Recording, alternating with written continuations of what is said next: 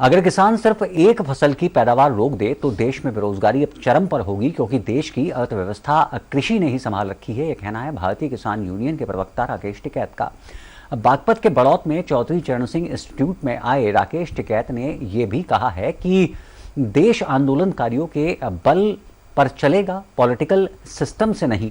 उन्होंने ये भी कहा है कि देश में विपक्ष नाम की कोई चीज नहीं है, इसलिए देश के हालात इतने खराब हैं। बीकेयू हमेशा की तरह गलत नीतियों का विरोध करता रहेगा।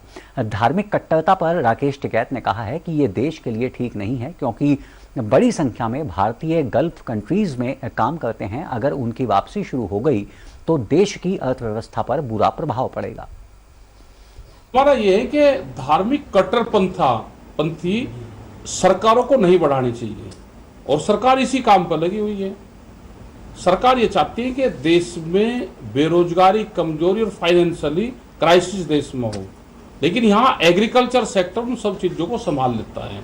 जिस दिन किसान के अगर दिमाग में आ गई कि हम एक फसल की या एक साल की हम हड़ताल करेंगे एग्रीकल्चर, उस दिन ये हालात हो जाएंगे। तो किसान के साथ में ज्यादा छेड़खानी ना, पॉलिटिकल इशू उनको रहेगा जिनको चुनाव लड़ना है। वो हमारा इशू नहीं है, हमारा है मूवमेंट के इशू। कोई भी गलत फैसले सरकारों के होंगे उसके खिलाफ मूवमेंट खड़ा करेंगे।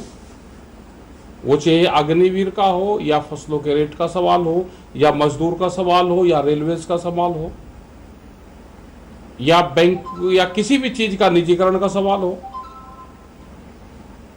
इन सब चीजों का अगर ये चीजें होंगी, बढ़ेंगी, तो हम पूर्ण रूप से विरोध कर